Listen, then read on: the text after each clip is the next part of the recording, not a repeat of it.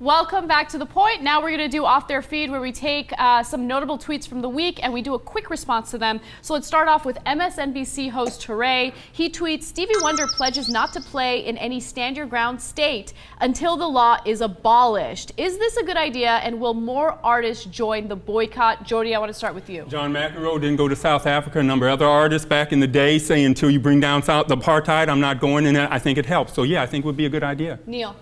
I think Stevie Wonder will hold to this unless they ask him to do a tribute on an award show, in which case he will have to do it because legally Stevie has to play a tribute at every award show. Anne-Marie. I think it's a brilliant idea, but I don't think enough people will follow through. All right. I think that if the law was applied equally, maybe we could have a conversation about its legitimacy. NARAL President Ilyse Hogue says, think restricting women's rights doesn't matter electorally? Ask Governor McCrory in North Carolina. His approval is down 15. So the North Carolina governor recently signed a highly restrictive anti-abortion bill. Isn't that like the hot thing to do these days? A lot of Republican governors are in favor of doing that. But it turns out it's an electoral liability, which is great. Anne-Marie, what do you think? I think she's 100% correct. This is all a response to Obama's administration. A lot of people are very upset, and they're going to do whatever they can to stick it to the black man. Neal? I think that, like Stevie Wonder, people should stop. Women should not have sex with this guy.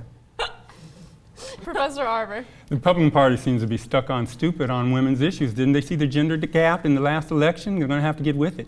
I like that they're not learning their lesson. Keep Yeah. going. We love it. Keep it up. Yeah.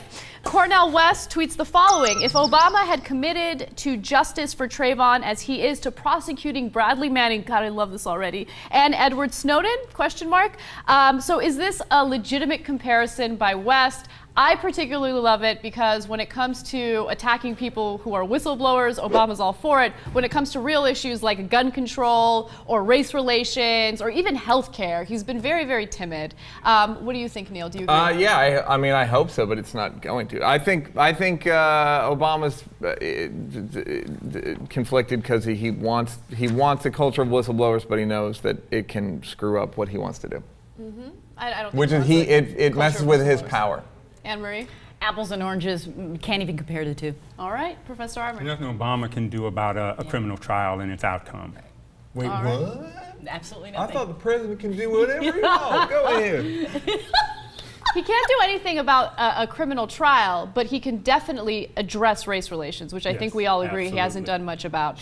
Abby Martin from RT tweets, the U.S. government doesn't need to demonize Snowden when media lapdogs like MSNBC's Melissa Harris Perry will do it for them. The context is MSNBC has been very, very supportive of the Obama administration going after Snowden. What do you guys think? Anne-Marie, let me start with you. Who's Abby Martin?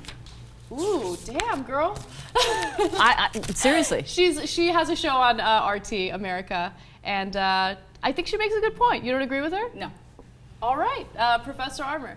I just don't see the lapdog comparison here. All right, Neal. I think Snowden is a hero, and it's guys like that in Vietnam, for instance.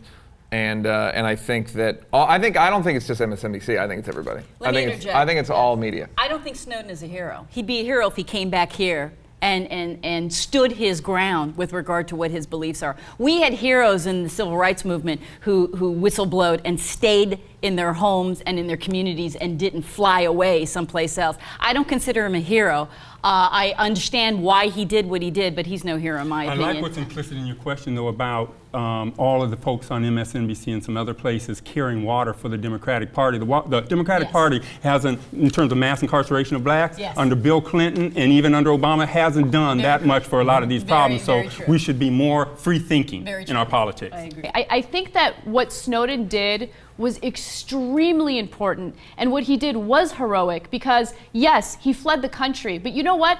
fleeing the country was the smartest thing he could possibly do, especially when you look at the treatment of Bradley Manning. He would have been tortured. But here's the problem. He'd be in prison for the rest of his life. We're spending more time talking about where he is as opposed to what he said and what we need to do. That's not his problem. That's No, because the media pushes that narrative. MSNBC pushes that narrative. Instead of talking about the fact that our civil liberties continue to be violated by a president who was a constitutional law professor, the media, including MSNBC, decides to focus on demonizing Snowden. We just have to be doing careful when we use the assassination. word hero. That's all I'm saying. In my eyes, he's definitely a hero. There's no question about it. I think he's a hero and a genius. If he roots out corruption like woodlice under the lumber pile, I'm for him. And you can always follow me on Twitter